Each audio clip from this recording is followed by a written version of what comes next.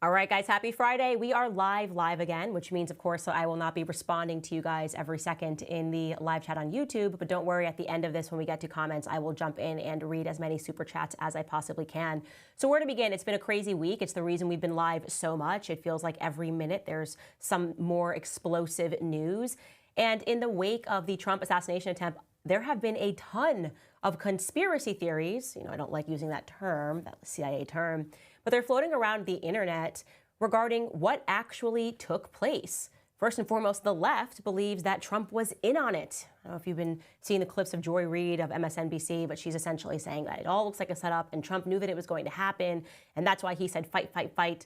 And yeah, that takes a lot of faith. You would have to then believe that Trump trusted somebody so much as a marksman that he trusted him that even when he moved his head, he would just shoot his ear. I'm not buying that one. But anyways, that is pretty much the left. They're spinning theories about whether or not Trump was involved. The right, well, we believe that the deep state was somehow in on it because it just seems utterly implausible to have that much of a security apparatus and to have no one have looked around and said, oh, look, this is a high ground area. Of course, it is a risk. And to make sure that you had some agents atop every rooftop that was within shooting distance of Donald J. Trump, especially when you have Secret Service agents that travel with you everywhere. I believe that they wanted to murder Trump. But here's what is interesting. Left and right, for the first time, we are actually agreeing. We're agreeing that something was not right that day. Was there a second shooter? There are some theories about that. By the way, who was the woman that was seated directly behind Donald Trump who seemed almost too calm as the mayhem broke out? I'm going to show you that. Also, how lucky is it that the BBC just happened to be there to capture the first interview from an alleged witness of the shooting? Remember the guy, he was wearing that visor upside down. We're going to talk about him. All that plus much more today coming up on Candace Live.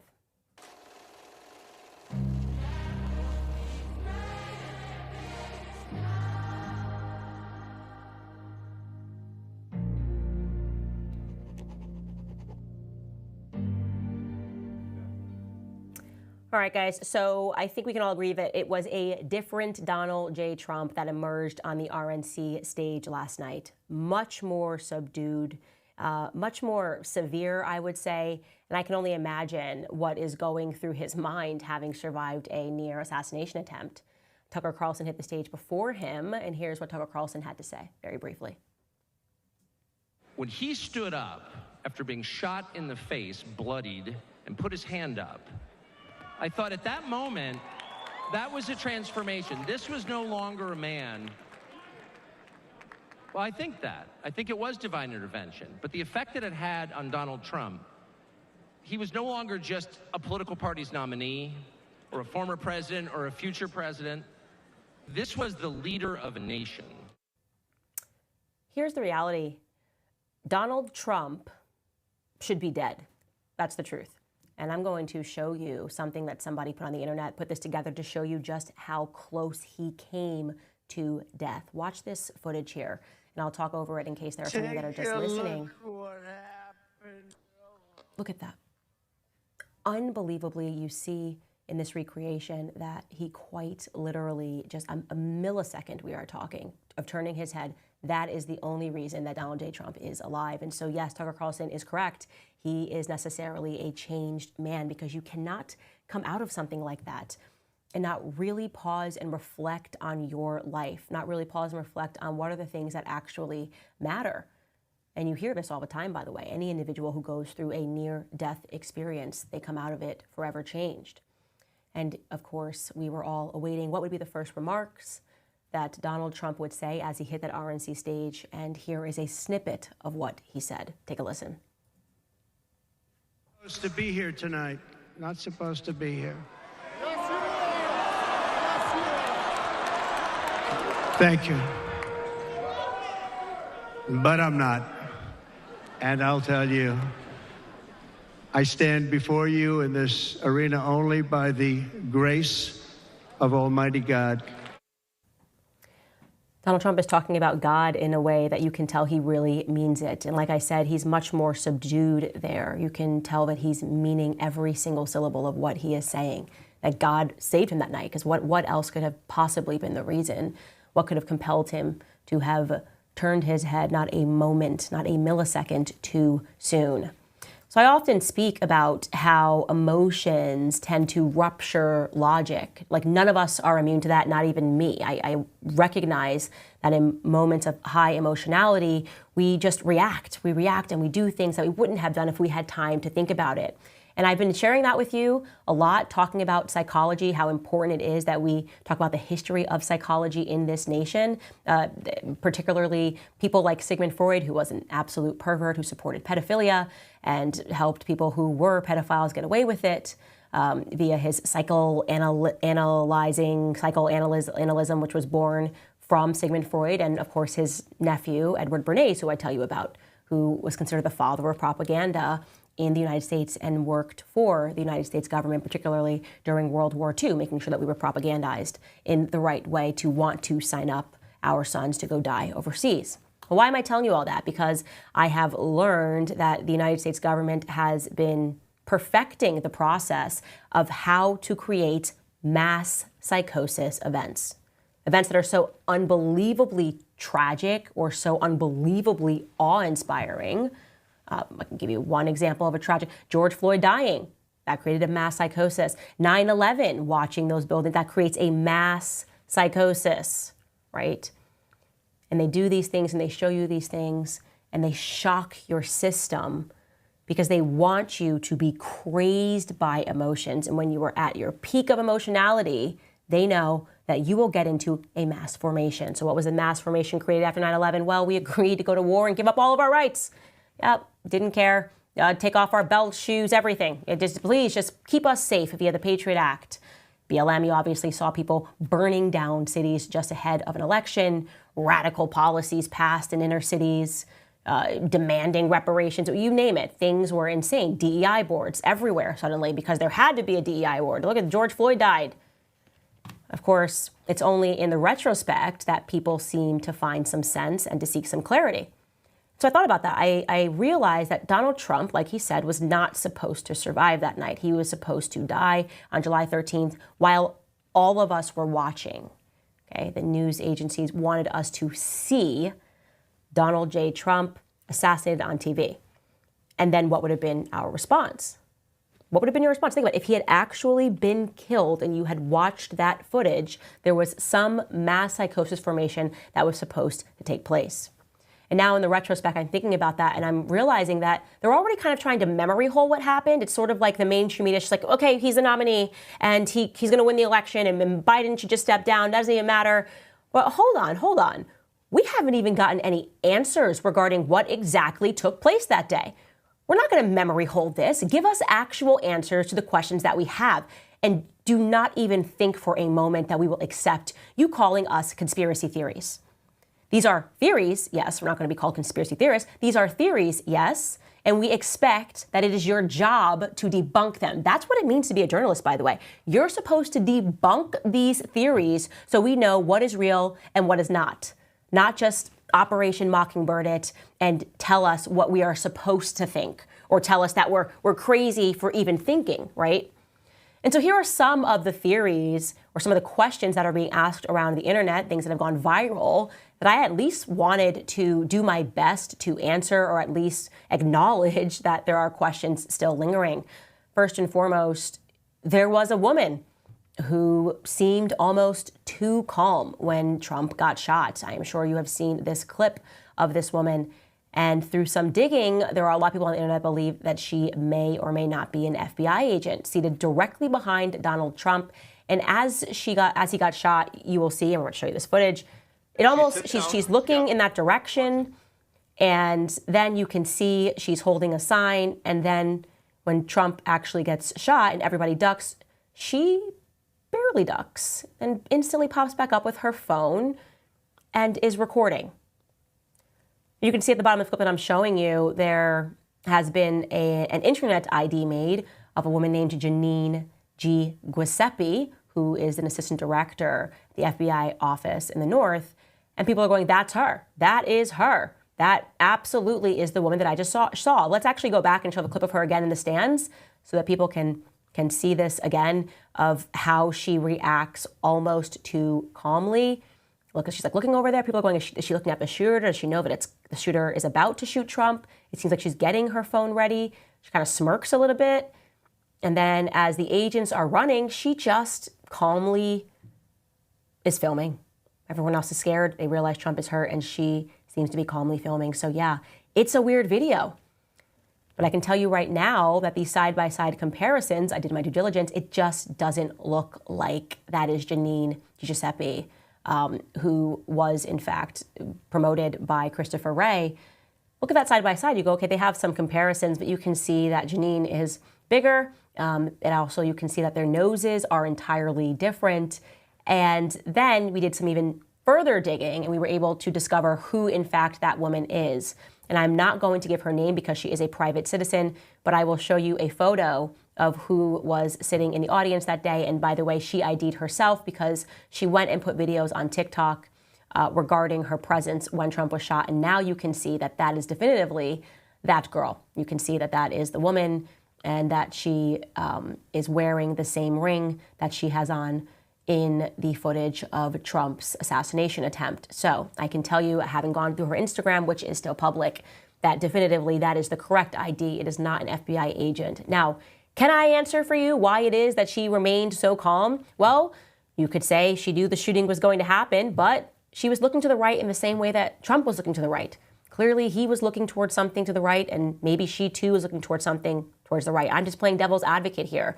And you never know how people are going to react in an emergency situation. Everybody reacts differently. I know I, for certain, would not have been grabbing my phone or smirking. Maybe she didn't even process what had happened, but we should give her the opportunity to explain herself.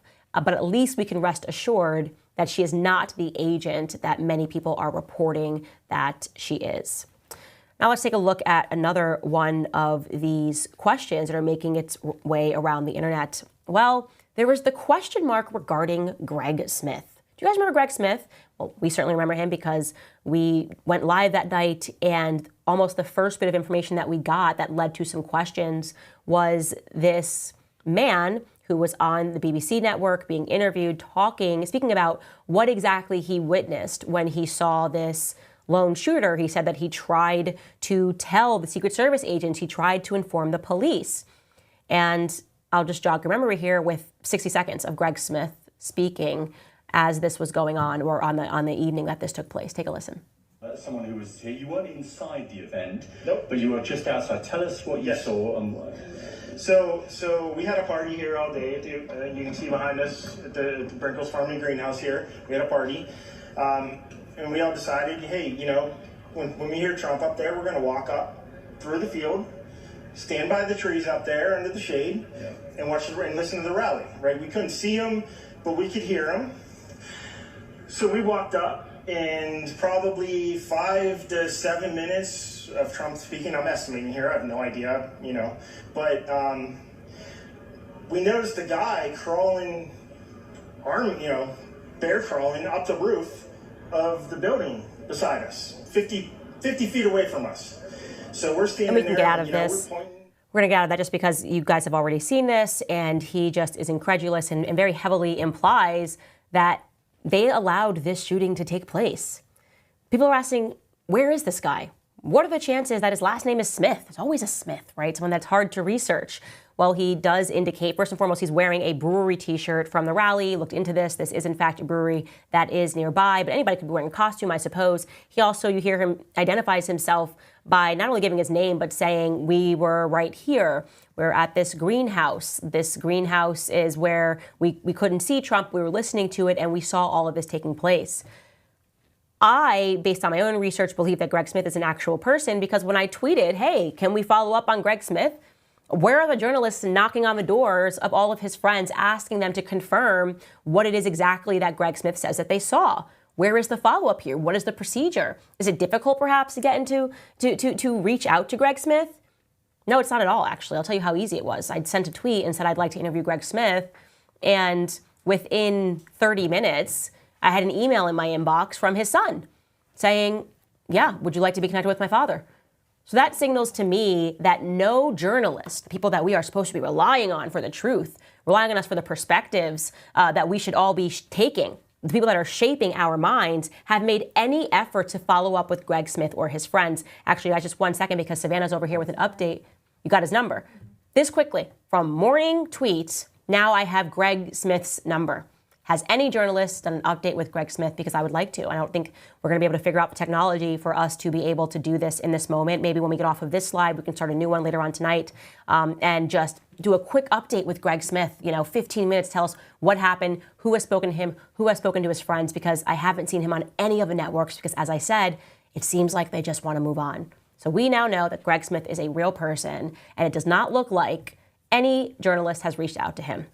Moving on, you guys, and this has been a huge conspiracy on the net regarding whether or not there was a second shooter, that there was a two-shooter conspiracy. And I will show you how this conspiracy came about. It's not because people are sitting in their rooms making up things. It's because people that were interviewed on that day, on July 13th, that were in the crowd, spoke about another shooter atop the water tower. There was a water tower that was at a higher point than the shooter that we know about. People allege that they saw someone up there. There's very grainy footage, and I could show it to you, but to be honest, it's so grainy. It's absolutely impossible to say whether or not you're seeing a shadow of an individual up there or if it's simply a shadow, period, that's just coming from the tower itself. But what I can say is that this woman giving an interview is the reason that so many people believe that there was a second shooter. Take a listen to what she had to say. What I've heard coming out here is now they feel that there was two shooters on both sides. So they got the one on the tower on this side, but the one on the right side they never got. So that's why they wanted us to leave immediately, because they thought there's still a shooter out there somewhere. So there could be in these woods around Butler. So there you have it. That has gone viral, as well as other people speaking about two shooters. But in each of the interviews that I've listened to, you can hear that she says, I heard that they got one shooter and not the other. That means that that's a rumor that's making its way around. In the second video, another woman says a shooter toward, like if the shooting was happening toward the water tower, which just means in that general direction. Again, it's not clear enough for us to be able to discern that this is 1,000% true that there were two shooters. We know there were multiple shots fired from different directions because, of course, some people were shooting at Trump and some people were shooting at the shooter. I would just say that this right now is completely unverified, but I will completely commit to continually looking into it. I will obviously check your comments. You guys will send links. Nothing that my team and I felt strong enough to suggest that there was a second shooter that was shooting at Trump, as the conspiracy goes, from the water tower. I think that in these sorts of scenes, a lot of people speak. They're speaking to one another. You're speaking to the neighbor. What did you see? What did you see? While they were shooting nearby the water tower. Nothing concrete just of yet. But again, I should not be the first person investigating this or even willing to talk about it. There are people that have way better access to me. Maybe Elon Musk could just release satellite images from that day. I don't know. But the people deserve, given what they saw on that day, to have an official thought debunked. Then, of course, there's this, and I will show you the side-by-side that's making the rounds. People believe that there were intentional Fed agitators that were on the ground. Now, I'll tell you why, because we know that this is a real thing. January 6th, there were Fed agitators that were on the ground. We know that this is an operation that they run a lot of times. Most notoriously, we all laughed out loud when somebody tried to stage the Unite the Right rally, and then a bunch of people who looked exactly like Feds, like Boy Scouts, were trying to see if anybody would show up, like it was a sting operation. Hey, Unite the Right, let's see who comes out, and then we're just going to blame them and pretend that Trump supporters have become horrific, backwards, white supremacist people who want to murder Governor Whitmer, another Fed plot that was debunked. But look at this side-by-side that somebody created on the internet. It says, this guy looks familiar. And then they show a picture on the bottom here of who we all believe to be a Fed at the Unite the Right rally, obviously. Now, we can't even ID the person on the bottom, so we certainly won't be able to ID the person on the top. What I can say is that there's obviously a similarity. Yeah, do they look alike? Yes, they do look alike. But he doesn't exactly have such an interesting look that it would be difficult to find someone who does look like this. Like, it's a pretty standard haircut there. He's wearing sunglasses, and there would just be no way for us to say whether or not this is the same individual. But what I can say is that there is a way for the people that are surrounding Trump He needs to hire a private security firm or simply rely, or just people that you actually rely upon. It could be someone in his campaign. It could be a family member to do the due diligence. Someone who is not fearful. Someone who is not scared to be called conspiracy theorist. Tucker Carlson, get me on the job. If you give me access to the information, if you give me a list, Donald Trump, of every person who you are being told was on the ground that day, I will go through, I will crawl the internet, I will request footage from every person that was on the ground that day, and I will do face-by-face matchups to make sure that what you are being told is the truth. I will figure out who that guy is. It's that simple.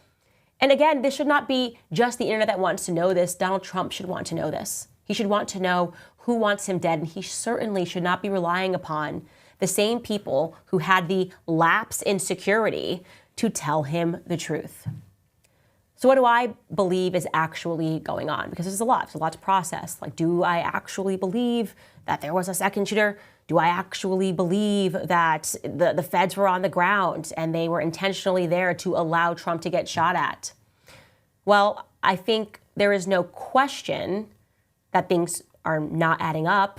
They're not adding up in the retrospect. There's nothing that they are giving us other than just implying that we need to move on. Couple of points that aren't adding up. Well, one, the Secret Service is alleging, or they've shown a picture, that they found a transmitter near the shooter. Okay? Transmitter near the shooter, Thomas Matthew Crooks. Near his body, here's a transmitter. So trying to sound a signal, here's a photo of it. You can see it on the ground. And they are alleging that it was connected to explosives that were found near his car. Now, let me ask you a question, just common sense. I know, crazy, stop with the common sense. If you were going to explode a car, right? If you were like, I'm going to blow up this car, why would you do this on the roof? Well, the government is theorizing that he wanted to provide some sort of a distraction. That theory makes no sense. Because if you blew up a car before you shot the president, the car blowing up would be the reason that they took the president off stage. That would be a threat. Okay, that's not going to create a good distraction for you. So what were you going to do? Put yourself in the car in case you got away with shooting the president? Did you actually expect to survive shooting at the president and then get into your car and blow yourself up? Again, the story does not make sense. Neither does the fact that not a single individual has been fired yet. No one has lost their job, least of all Kim Cheadle. Rather, the world is being lectured. There are actually articles about the rampant sexism. Oh God, how dare we say that women should not be guarding men physically that are larger than them. How dare we say that men should guard men? That's actually what the media is doing. They're making us feel bad for looking at these women and saying, this is a joke. Get powerful men surrounding Donald Trump, the kind of men that instantly jumped all over him trying to save his life, effectively did save his life. By the way, I should add here that there have been whistleblowers that have come forward, and they are now claiming to Senator Josh Hawley that the majority of the security personnel that were at the Butler, Pennsylvania rally were Homeland Security investigations agents. Essentially, they were not equipped to be providing protection to Donald Trump. That's a problem. That's a real problem. What do I actually believe? Well, I believe that what was supposed to happen that day was Donald Trump was supposed to be shot. We were supposed to watch it. We were supposed to have a visceral emotional response to it.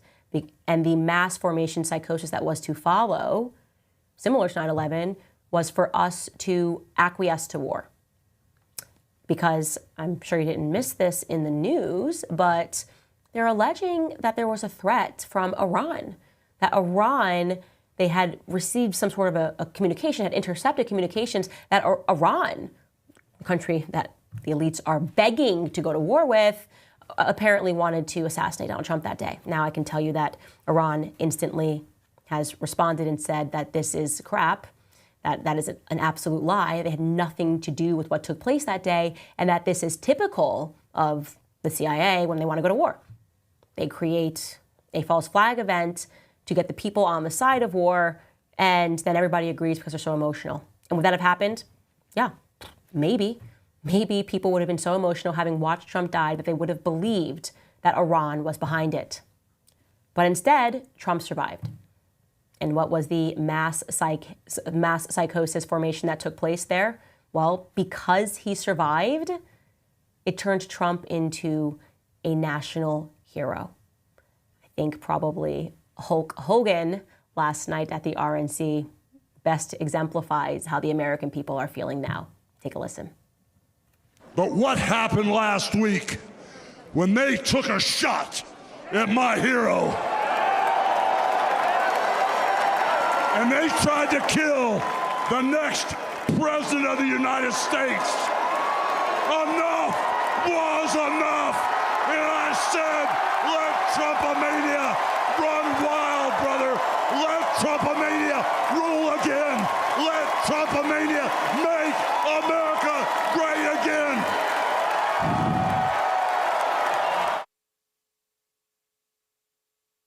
Not the mass formation that you were hoping for, but that's what you got. Now people are rallying behind him like never before because he's here, he has survived it, and yes, I believe very much it is because God was with him that day. All right, guys, now before we move on and get into some stories, or rather one story regarding Bella Hadid, which has me very frustrated right now, I do want to tell you about one of our sponsors because what they are doing just lines up so perfectly with what we believe our mission is as conservatives and as Christians. We all drink coffee, so why not drink 7 Weeks Coffee? That is America's pro-life coffee company. They're on a mission to fund the pro-life movement 1 cup of coffee at a time. And why the name 7 weeks? Well, because at 7 weeks of development, a baby is the size of a coffee bean. And it's the first time a heartbeat is clearly detected on an ultrasound. So that's why they donate 10% of every sale to support ultrasound services at pregnancy care centers across the country. 7 Weeks Coffee is launching an exciting new initiative called Drink More Coffee, Save More Lives, because they are so close to saving 5,000 lives. So if you commit to drinking 7 Weeks Coffee every morning, you'll be a part of funding the pro-life movement and helping save over 5,000 lives and counting. The coffee is mold-free, pesticide-free, shade-grown, low acidic, and organically farmed, and they also support our farmers by cutting out the middlemen. They pay farmers directly, which gives them 300% more than fair trade requires. Exclusively for my listeners, when you subscribe to their coffee, you'll save 15% and get a free Drink Coffee Save Lives tote on your first order. And that's not all. Exclusively for my audience as well, if you use code Candace at checkout, you will save an additional 10% off, giving you a total of 25% savings on your first order. So go to 7weekscoffee.com and use code Candace to save up to 25% off. Again, that is 7weekscoffee.com. Use code Candace, and you will save up to 25% off. All right, guys, we got to talk about Bella Hadid. I am very upset. I'm very upset about what's going on right now. It's outrageous. You know what it is? I hate liars. And liars hate me. I figured this out. Like, that is the thing. People who lie can't stand me for my audacity to tell the truth in times when they are just trying to create a mass psychosis event. And I especially hate people that operate like bullies and pretend to be the victim. Okay. So Bella Hadid, I don't really in the modeling world. I definitely don't even like Adidas. Okay. I don't support Adidas as a company. But what is happening to her right now is an absurdity. I'm going to take you through what took place. So Israel, as in the country, has a Twitter account, a verified Twitter account, like, yes, we are the real Israel. And they tweeted this about 48 hours ago. Adidas recently launched a new campaign for their shoes to highlight the 1972 Munich Olympics. 11 Israelis were murdered by Palestinian terrorists during the Munich Olympics.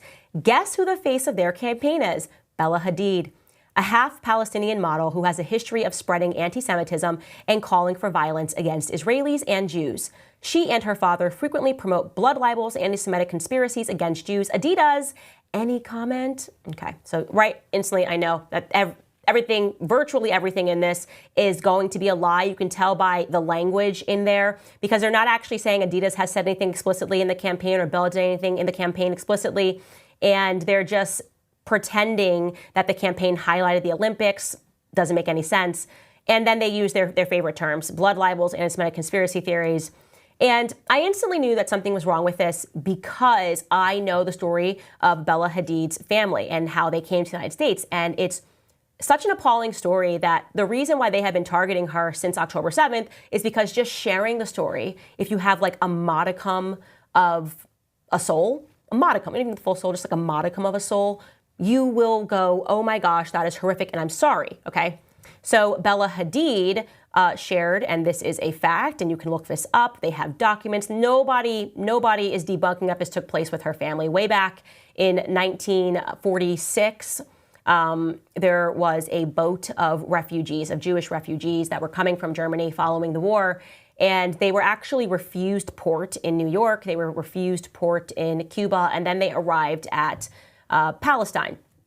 And they were carrying a sign. There are images of this in history of them carrying a sign basically saying to the Palestinians, like, the Germans destroyed our dreams, please don't destroy our hopes. And because there were Christians and there were Muslims who felt so horrifically about what took place during World War II, they opened their literal homes to these people. Like, I'm not saying, like, yeah, you can stay here and build a home for you, as in these people said, you can move into our homes.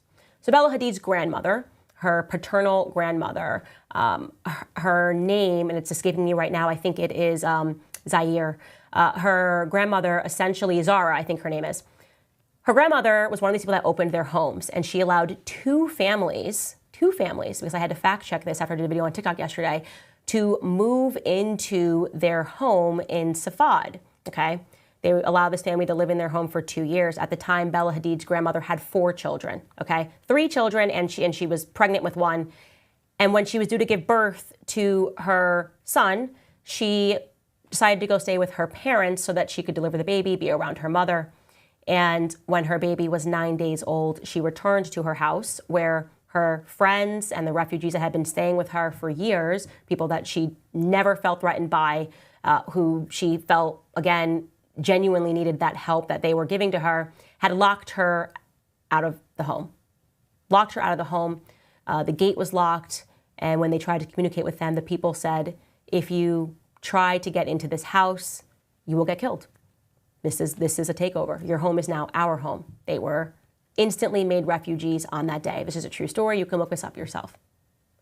It's unimaginable. It's unimaginable to me that this took place. It completely, I guess, I don't even know what I thought happened. I had assumed when people give us the explanation that, listen, this is what happens in wars, lines get redrawn. Okay, all of that is true. What was is not. I had assumed that they were given money for their property. I mean, the idea that a war could take place, could you imagine, like the Afghanistan war? We lose it, we did. But if I'm saying if we were warring with the Taliban here on American soil, and then afterwards they just were like, get out of your house.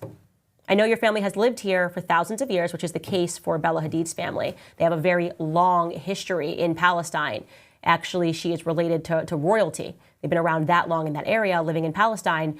You just can't even imagine that scenario. Okay, so let's just start there. Imagine that scenario. You have your 9-day-old baby in your hand. You go to your house where you have opened up the refugees, and they say, get out or you're going to get shot. The end.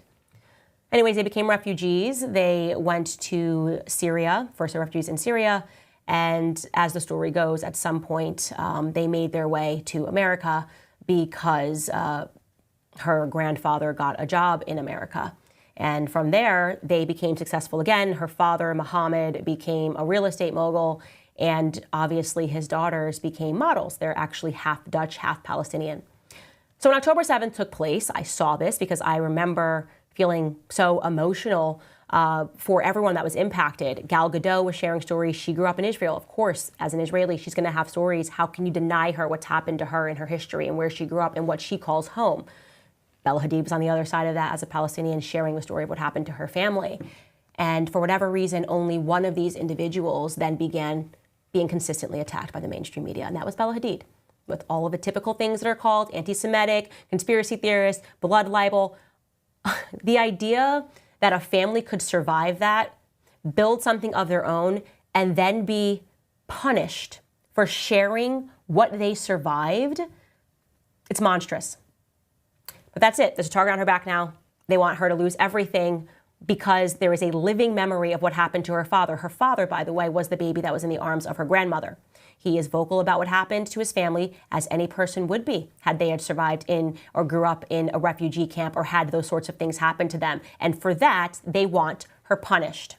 So what is the actual truth? Did Adidas decide to commemorate, as the publications were sharing, because they text all of these Zionist journalists, the same ones that attack me and take me out of context, try to pretend that I'm calling for the death of people, because I will stand up to bullies, and I do not like bullies, and I will forever be a person that is not fearful to tell the truth, okay? Because a piece of your soul dies when you lie, but also a piece of your soul dies when you remain silent and you watch people tell horrific lies. And this is a horrific lie they're telling about Bella Hadid. Make no mistake, it's horrific. They are targeting her while pretending they're the victims. So what actually happened with Adidas?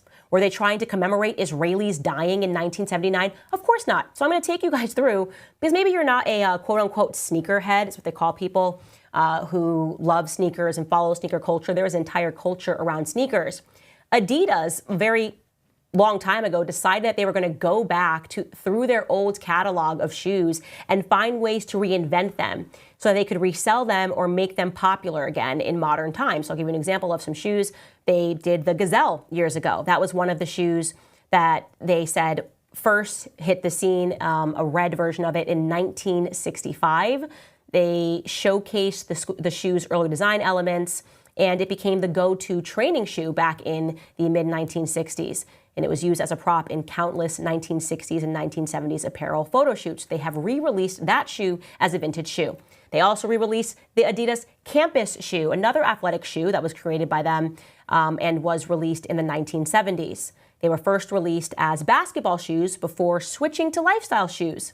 Then there came the Samba. The Samba was actually designed, by the way, in 1949 to enable football players to train on icy, hard ground. So obviously the story of Adidas begins in Germany. It is a German company, and they were designing these shoes for athletes, and now they are bringing back all of these vintage shoes.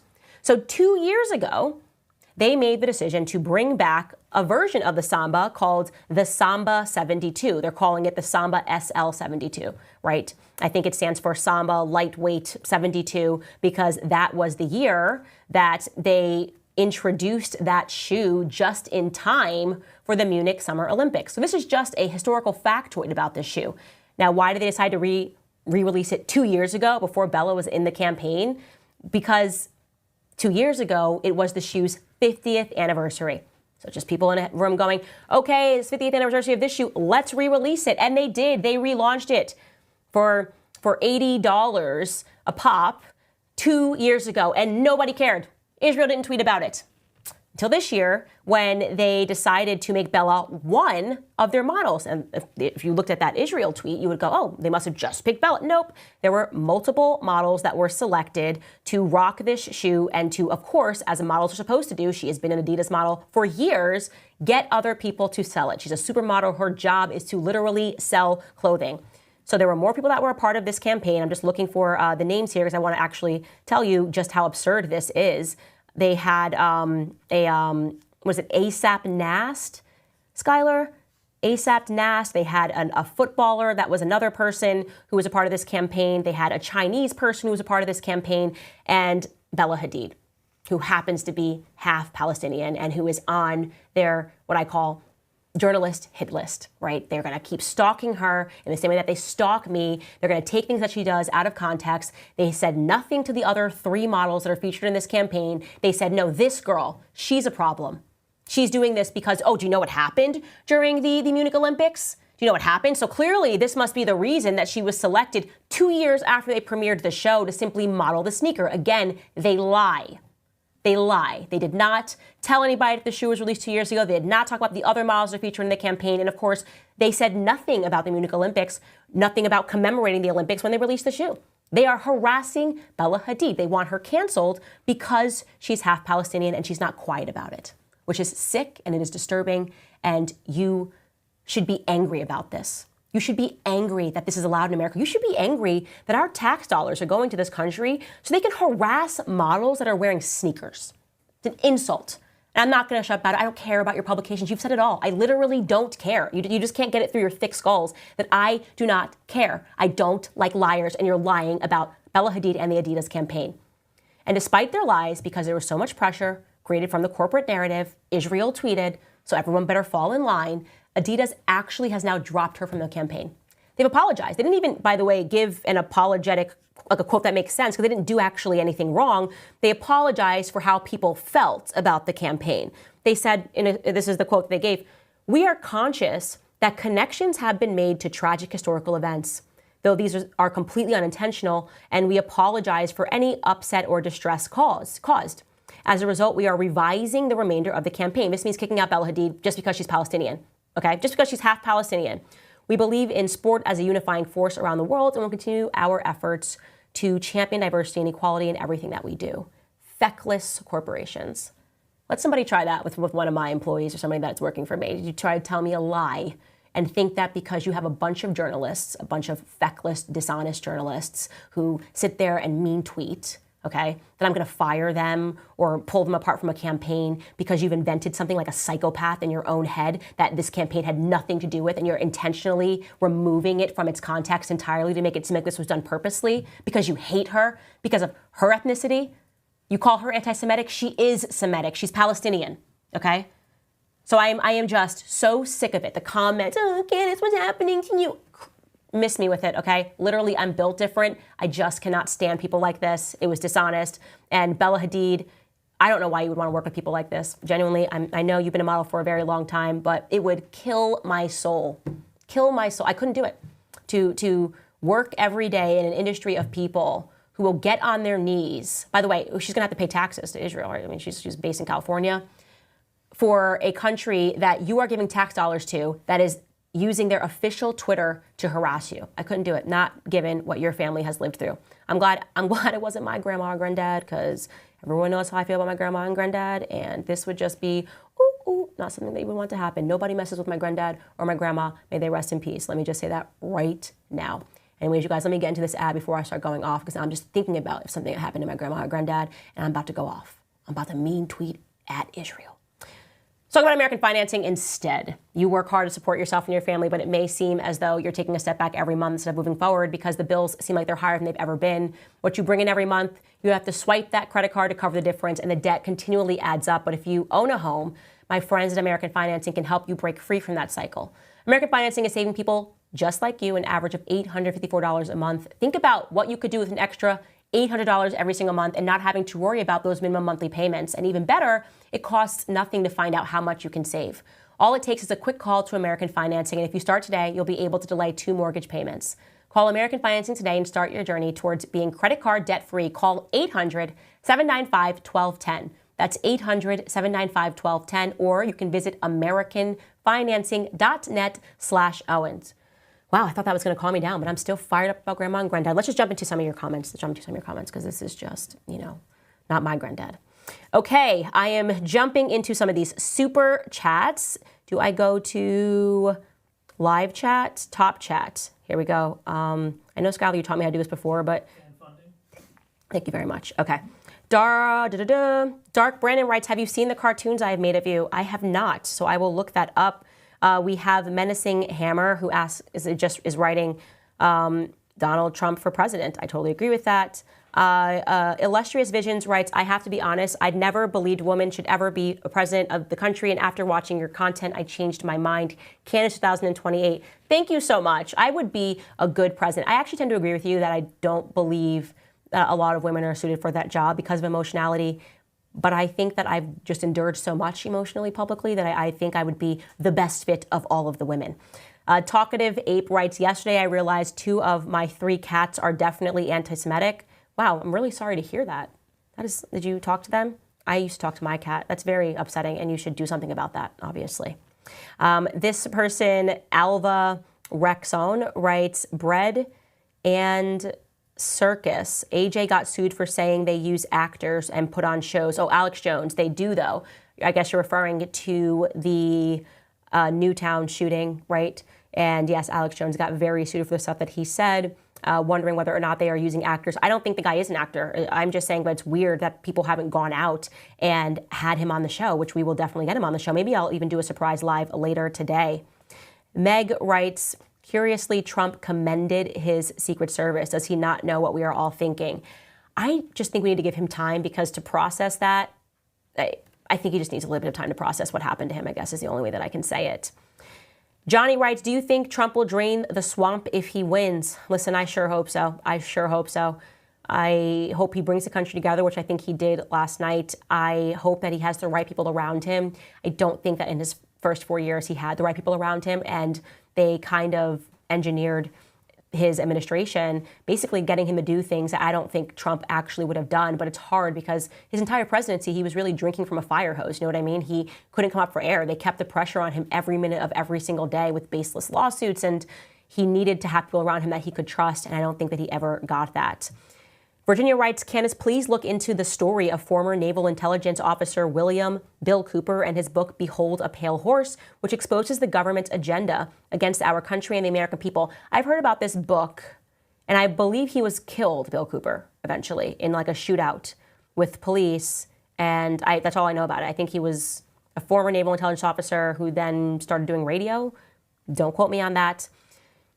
This person, Color TV, writes, Muslims believe Jesus will be back on earth to judge us. As a Muslim, I proudly say Christ is king. I support all my Christian brothers and sisters on the path to heal America. God bless. Christ is king. I absolutely love that. Shane writes, Candace, can you recommend another book for us? The Candace Owens Book Club. Yes, I'm going to launch that next week. Plus, we have the next Candace Cup, which will be on sale next week. Should I tell you guys what it says? Should I tell you? No, I can't right now. You guys are crazy. Nope, I can't tell you, but you're going to really like this next Candace Cup since we are discontinuing the old Candace Cups today. So if you haven't purchase it right now, people. I'm going to read a couple more of these. Amanda writes, God was with Trump. He has a purpose. Delilah writes, Jesus is the truth, the way, and the life. Candace, I am struggling with hope in the wake of the political unrest around the world. Share with us a Bible verse that maintains your faith in God and or humanity. Love your content. It's not a particular verse that maintains my faith in humanity or my faith in God. It's my faith, period. And that is one of the most beautiful things. And particularly for whatever reason, since becoming a Catholic, I have just had a very cheery perspective because I know that we win. And so even the persecution that I'm suffering, watching Tucker suffer, the persecution he's going through, I just have this perspective, this giddy, happy-go-lucky perspective because I know God is real.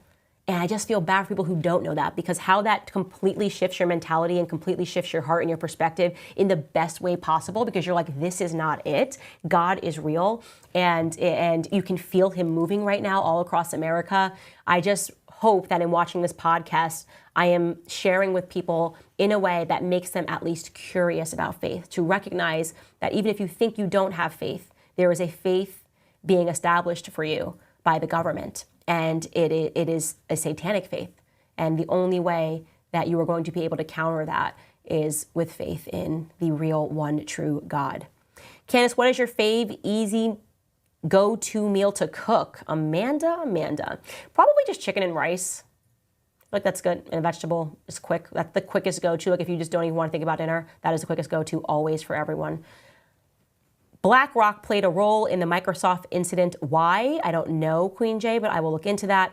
And last couple of ones, Chase writes, Candace, can you please come speak at LU again? Yes, invite me, Chase. Chelsea Dominguez writes, Candace, please watch Out of Shadows by Mike Smith. They keep taking it off of YouTube, but you can still find it on IMDb. When you Google it, definitely something you would be interested in. I have a very long list of stuff that I need to read, and it just keeps getting longer and longer, because the more that I recognize that everything around us is a lie, then the more I go pursuing truth. And the only way that you can actually get to truth is by finding all these old books they don't want you to read, because they just want you to think that whatever they produce is the truth. And it's sort of a never-ending present with no substance and no history. One of the big reasons I went back to the Catholic Church, because I realized that they were the ones holding the candle, and that a lot of the things that we think about the Catholic Church, we were led to think that about the Catholic Church, in the same way that we were led to believe things about Trump. Initially, it is my perspective, which I know in my heart to be true. We were initially led to believe those things about the Catholic Church because it has always been a war against the forming of a one holy apostolic church. It is a war on Christianity. They do not want Christians unified, and the best way to make sure Christians never were unified was to establish a lot of different faiths amongst the Christian community. And I hope that that gets fixed in the future. Don't at me talking about, I'm going right to a live chat because I know how you guys do.